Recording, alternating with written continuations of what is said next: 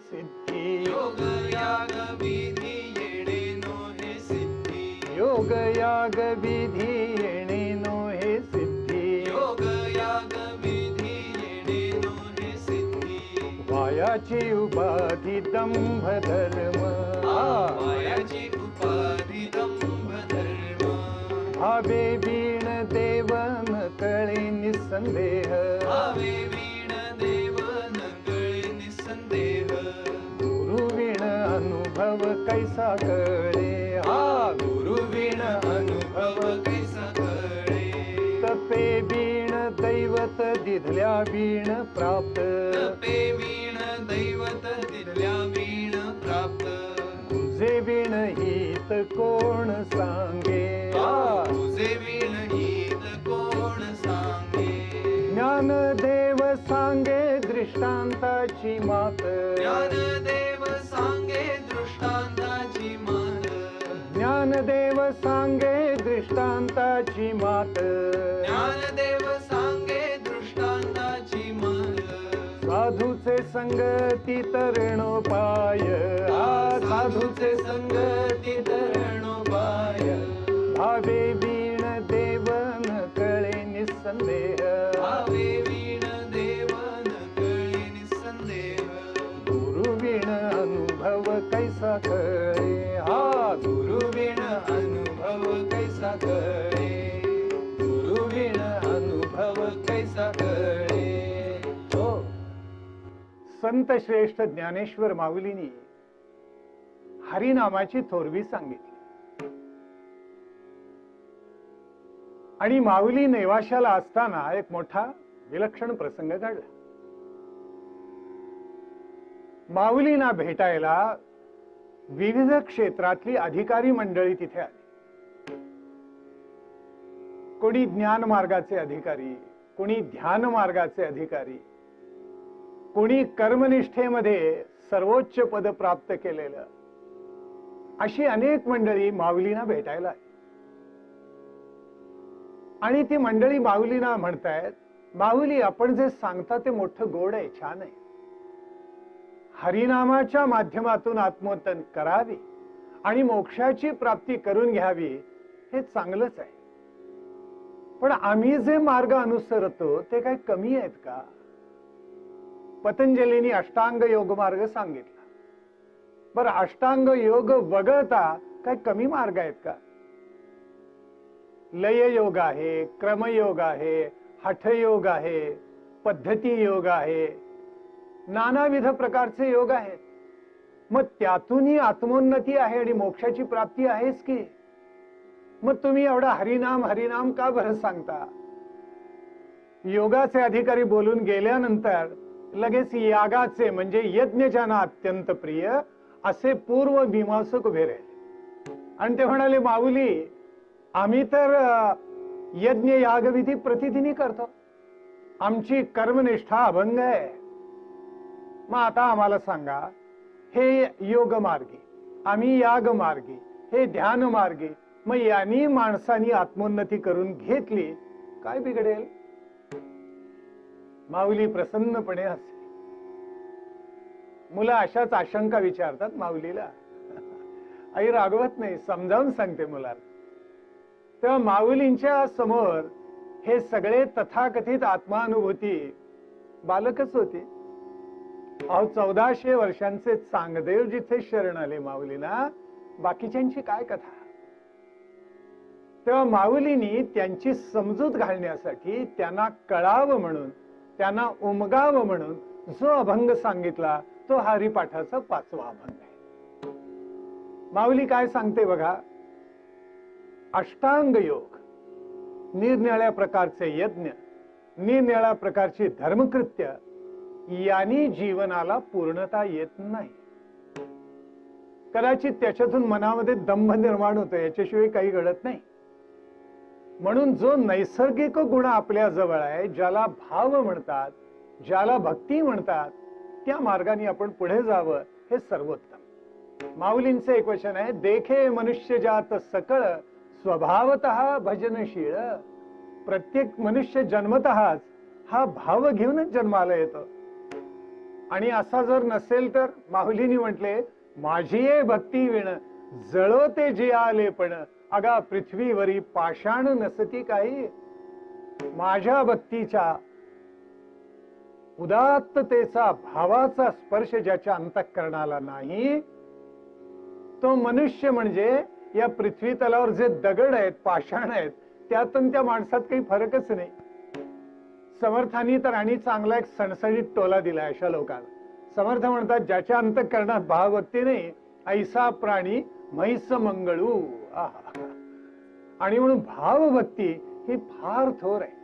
आणि म्हणून माऊलींनी याच्यामध्ये योग यागे योग्यच आहेत, काही वाऊगे नाहीत, पण त्याच्यामध्ये धोके कोणकोणते आहेत आणि त्या मार्गाने जाताना येणारे अडचणी कोणत्या आहेत ते या अभंगामध्ये उलगडून दाखवले.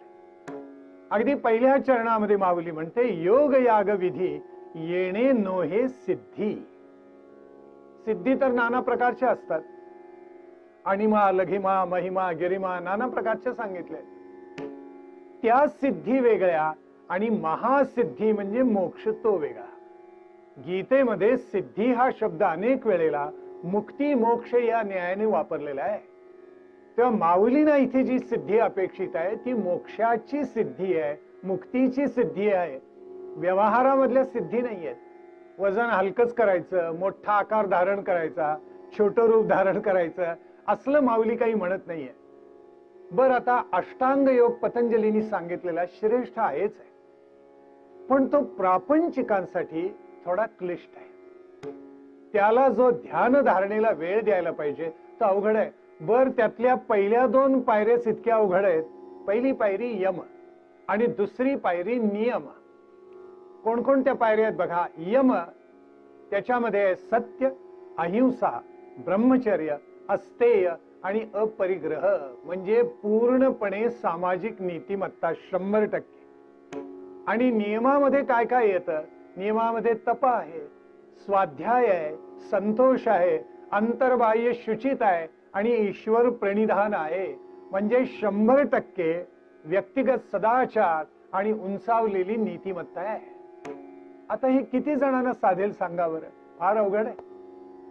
म्हणून तर तुकोबा म्हणाले, समाजामध्ये काही माणसं अशी असतात, मी किती निर्मळ आहे, मी किती चांगला आहे, मी किती सज्जन आहे, असं दाखवायचा प्रयत्न करतात, पण ते तसे असतातच असं नाही. आणि म्हणून मन त्याला बरोबर सांगतं, अरे चोरा, तू कोण आहेस मला माहिती आहे, समाजाला फसवशील, मला नाही फसवू शकणार.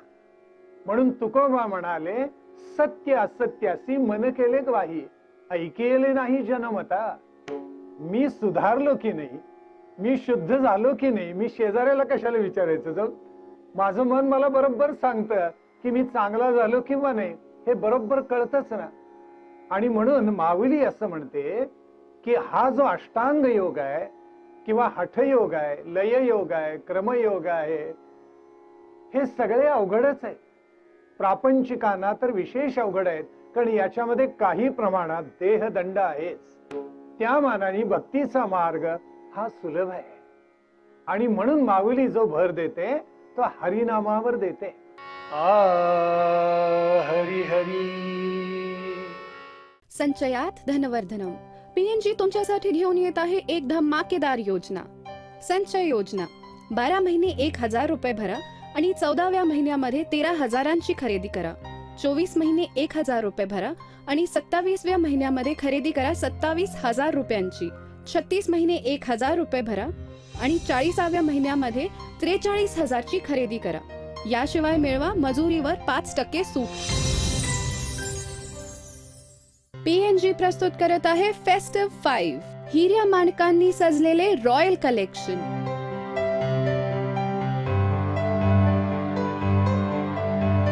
टेम्पल कलेक्शन, दक्षिण भारताची प्राचीन आणि दुर्मिळ परंपरा. वाइल्ड गोल्ड, आदिवासी कलाकृती. गोल्डन जॅझ कलेक्शन, आधुनिक डिझाईन्स आणि पॅटर्न्सनी सजलेली.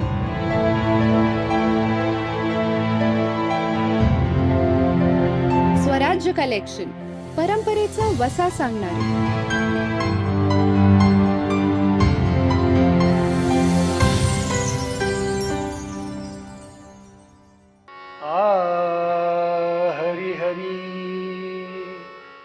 गीतेमध्ये योग शब्दाच्या 3 व्याख्या आहेत.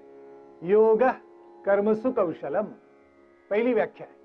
दुसरी समत्वम योग उच्यते आणि तिसरी दुःख संयोग वियोग म्हणजेच योग. 3 व्याख्या झाल्या. पहिली व्याख्या काय? योग कर्मसु कौशलम. याचा चुकीचा अन्वयार्थ माणसं लावतात. काय लावतात माहिती आहे का?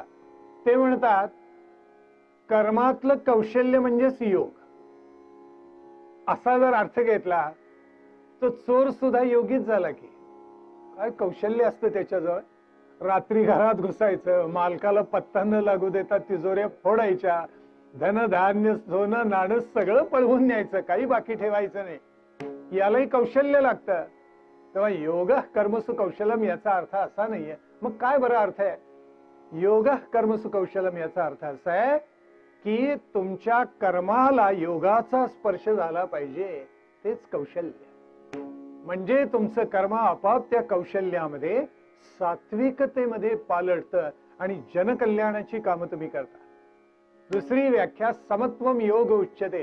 ही सगळी सृष्टी द्वंद्वात्मक आहे. द्वंद्वात्मक आहे याचा अर्थ न्याय आला की अन्याय आला, सुख आलं की दुःख आलं, चांगलं आलं की वाईट आलं, सत्य आलं की असत्य आलं, अनुकूल आलं की प्रतिकूल आलं. एक काही कोणाच्या वाट्याला येत नाही. जन्मभर सुखच आली किंवा जन्मभर दुःखच वाट्याला आली असं कधीही होत नाही. तेव्हा सृष्टी द्वंद्वात्मक आहे. तेव्हा सुखाने फुशारायचं नाही आणि दुःखाने हातबलवून खचायचं नाही. हे दोन्ही समत्वानं सारखेपणानं स्वीकारायचं. याला काय म्हणतात? याला गीता समत्व म्हणते. यशाने फुशारून जाऊ नका आणि अपयशाने खचू नका. अपयशापेक्षा यश पचवणं फार अवघड बरं का. कारण यश जास्ती प्राप्त झालं मनुष्य फार मस्तवाल होतं. म्हणून मस्तवाल व्हायचं नाही, फुशारायचं नाही. रामचं करता रामचं भोगता म्हणायला शिकायचं. म्हणून सृष्टीतली द्वंद्व सोसणं म्हणजे समत्व. आणि तिसरी व्याख्या दुःखाच्या संयोगाचाच वियोग करून टाकायचा म्हणजे तो योग झाला. दुःखाला जवळच येऊ द्यायचं नाही. म्हणजे काय? तितिक्षा धारण करायची, सर्व काही शांतपणे स्वीकारायचं. हा मार्ग अवघडच आहे, सोपा नाहीच आहे मार्ग. त्यापेक्षा माऊली म्हणते मग काय करा? हरिनाम घ्या ना. माऊली स्वतः योग्यांची माऊली आहे, योगेश्वर आहेत. ज्ञानराज माझी योग्यांची माऊली म्हटलेली आहे नामदेव महाराजांनी. आणि स्वतः ती माऊलीच योग्यांची तुम्हा आम्हाला सांगते, योगाच्या वाटेला लागू नका. जे योगाची या वाटा निघाले गा सुभटा, तया दुःखाची या वाटा भागा आला. योगा मार्गाने जे जातात ना त्यांच्या वाट्याला दुःख येतं असं माऊली सांगते. अवघड झालं ना. माऊली म्हणते योग मार्गामध्ये भूक लागली तर काय खायचं? भूकच खायची. योग मार्गामध्ये तहान लागली तर काय प्यायचं? तहानच प्यायची. अवघड झालं ना. योग मार्गामध्ये थंडी वाजायला लागली तर काय पांघरायचं? आकाश पांघरायचं. जमेल? प्रापंचिक माणसाला हे सगळं अवघड आहे आणि म्हणून योग मार्ग कठीण. बघ याग मार्ग आहे ना तो एक प्रकारे चांगला आहे. त्याच्यामध्ये समाजाचं संघटन आहे, सज्जनांचं परित्रण आहे, जे सत्पात्र आहेत त्यांना दान देणं आहे, त्यांचा सत्कारी आहे. हे सगळं आहे. भगवंतांनी सुद्धा गीतेमध्ये योग मार्ग सविस्तर उलगडून दाखवलाय. हे खरंच आहे. पण कल्पना करा की यज्ञासाठी आवश्यक 4 उत्तमातले उत्तम ऋत्विज, त्याला लागणारी अनंत हवनद्रव्य, 7 हवी संस्था, 7 यज्ञ संस्था, यज्ञीय पात्र, यज्ञीय उपकरण, धन धान्य, भूमी, पसारा, साहित्य, माणसं, हे कुठून आणायचं? असा भव्य दिव्य याग करणं हे सामान्य माणसाच्या शक्तीच्या पलीकडचं आहे. म्हणून माऊली म्हणते या मार्गाला जाऊ नका. तुम्ही भक्तीच्या मार्गाने गेलात, ज्ञानाच्या मार्गाने गेलात तर तुमचं जीवन याग स्वरूपच होऊन जात. म्हणून योग किंवा याग खोटेपणे दाखवू नका. तेव्हा योगाचा मार्ग, यागाचा मार्ग क्लिष्ट आहे, ते टाकाऊ आहेत असं नव्हे. फार थोडी माणसं त्या मार्गाने जाऊ शकतात. ज्यांनी त्यांनी तपासून बघावं त्या मार्गाला आपण योग्य आहोत किंवा नाही.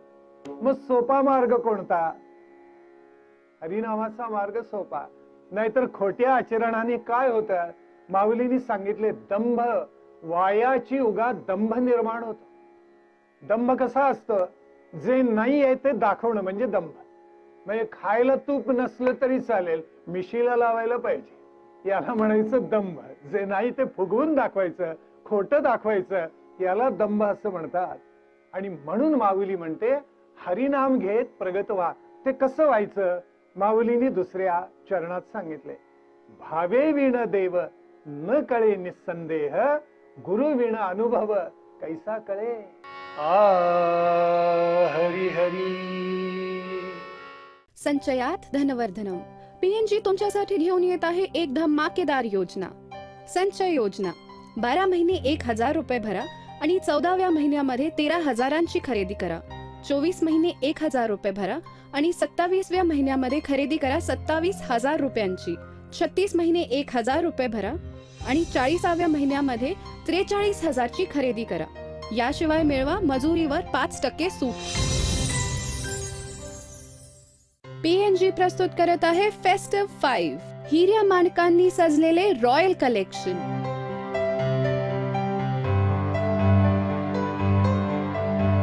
टेम्पल कलेक्शन, दक्षिण भारताची प्राचीन आणि दुर्मिळ परंपरा. वाइल्ड गोल्ड, आदिवासी कलाकृती. गोल्डन जॅझ कलेक्शन, आधुनिक डिझाईन्स आणि पॅटर्न्सनी सजलेली.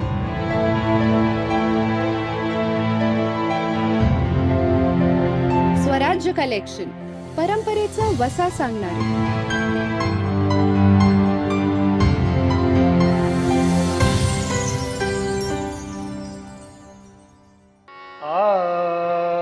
हरी हरी. माऊलींनी फार सुंदर उलगडा केलेला आहे. भावभक्ती असल्याशिवाय देव कळत नाही आणि गुरु असल्याशिवाय आत्मानुभव येत नाही. या दोन्ही गोष्टी सत्य आहेत. भागवतामध्ये सुद्धा उद्धवाला एकादश स्कंधामध्ये भगवान श्रीकृष्णांनी अप्रतिम उपदेश केला आणि त्या उपदेशामध्ये भगवान श्रीकृष्ण म्हणतात, उद्धवा, कर्म असो, तप असो, ज्ञान असो, ध्यान असो, वैराग्य असो, योग असो, दान असो, तीर्थयात्रा असोत, व्रत असोत, या साधनाने जे प्राप्त होतं ते केवळ माझ्या भक्तीतून माझ्या भक्ताला प्राप्त होतं. मग इतकं सोपं जर आहे तर बाकी कशाला करावं, हा त्याच्यामधला भावार्थ. करावं, आत्म्याची, मनाची, बुद्धीची तृप्ती व्हावी म्हणून करावं, खोटं नाहीये. पण हे करताना एकच गोष्ट लक्षात ठेवावी की परमात्मा सर्वव्यापी आहे, तसा तो मानवाच्या हृदयात आहे, प्रपंचात आहे, संसारामध्ये आहे. संतांनी एकच शिकवलं, एक काम करा म्हणाले. काय करा, हा परमात्मा जर प्राप्त करून घ्यायचा असेल तर प्रपंचाच्या व्यसनात पडू नका. नाथांनी प्रपंच परमार्थ उत्तम समन्वय केला आणि ते आत्मानुभूतीने काय सांगतात पहा, देवा माझे मन रंगो तुझे चरणी, संसार व्यसनी पडू नये. बघा किती सुंदर सांगितलंय. देवा माझे मन रंगो तुझे चरणी, देवा माझे मन रंगो तुझे चरणी, देवा माझे मन रंगो तुझे चरणी, देवा माझे मन रंगो तुझे चरणी. संसार व्यसनी पडोने दी, पडोने दी, संसार व्यसनी पडोने दी, पडोने दी, संसार व्यसनी पडोने दी, पडोने दी, संसार व्यसनी पडोने दी, पडोने दी. देवा माझे मन रंगो तुझे चरणी, देवा माझे मन रंगो तुझे चरणी, देवा माझे मन रंगो तुझे चरणी, रंगो तुझे चरणी, रंगो तुझे चरणी. मानवी देह मिळाला तो उन्नत करण्यासाठी आहे. तसंच गुरु शिवाय आत्मानुभव नाही. नामदेव महाराजांना अहंकार होता, आणि शेवटी कळणारे गुरुशिवाय सन्मार्ग नाही, म्हणून विसोबा खेचरांना शरण गेले. विसोबा खेचरांना भेटायला शिवालयात मंदिरामध्ये गेले. पाहतात तो काय, त्यांना आश्चर्याचा धक्का बसला, कारण विसोबा खेचर त्या मंदिरात झोपलेले होते आणि त्यांचे पाय शिवलिंगावर होते. नामदेवांना धक्का बसला की अरे याला मी सद्गुरू करून घ्यायचा. राग आला, क्रोध आला. विसोबा खेचरांचे पाय उचलले दुसरीकडे ठेवले. ते ठेवल्या क्षणी त्यांच्या पायाखाली दुसरे शिवलिंग निर्माण झालं. पुन्हा पाय उचलले दुसरीकडे. जिथे पाय उचलून वळवून त्यांना ठेवतील त्यांच्या पायाखाली शिवलिंग निर्माण व्हायला लागले. आणि अंधारामध्ये विजेचा लोळ यावा, लख उजाडून जावं, तसं नामदेवांना झालं. विसोबा म्हणाले, नाम्या, अरे या चराचर सृष्टीमध्ये एक तरी जागा सांग ना की जिथे ईश्वर नाहीये. माझे पाय उचलून दुसरीकडे कशाला ठेवतोस. आत्मानुभवाचा विलक्षण अनुभव विसोबा खेचरांनी या नामदेवांना दिला आणि नामदेव कृतार्थ होऊन गेले. सद्गुरूची एकदा कृपा झाली की मग हरिनामाच्या माध्यमातून सुद्धा तो परमात्मा बोलतो. माऊलींनी एका सुंदर अभंगामध्ये त्यांचा हा विलक्षण अनुभव सांगितलाय. माऊली म्हणते, योगी या दुर्लभ तोम्या देखीला साजणी.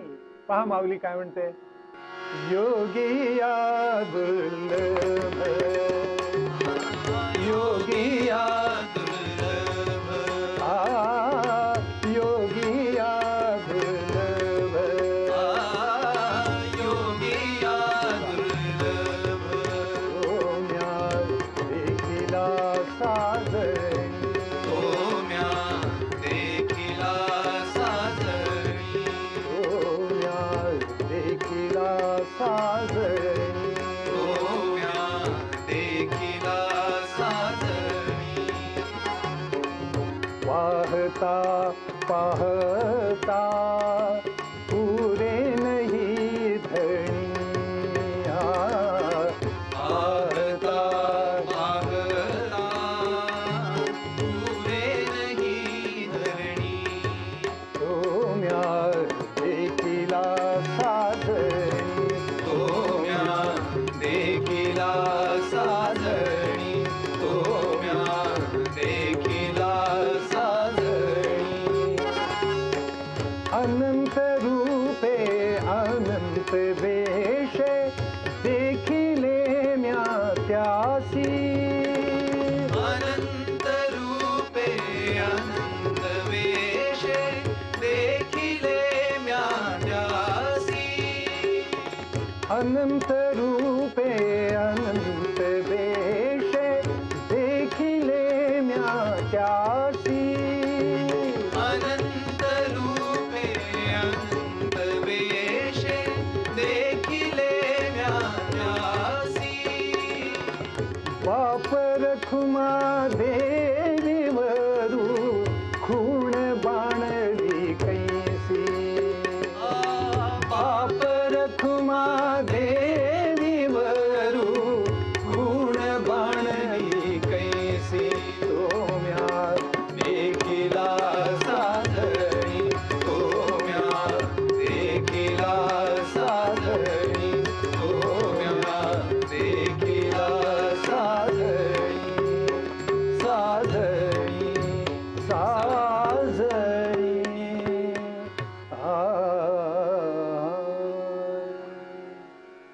योग्याना दुर्लभ असलेला तो परमात्मा हरिनामाच्या माध्यमातून तुम्हा आम्हाला प्राप्त व्हावा, म्हणून माऊली एकच मार्ग सांगते, हरिमुखे म्हणा, हरिमुखे म्हणा. पुंडलिक वरदा हरी विठ्ठल, श्री ज्ञानदेव तुकाराम, पंढरीनाथ महाराज की जय, आदिनाथ महाराज की जय. जय जय रघुवीर समर्थ. ज्ञानेश्वर माऊलींचा हरिपाठ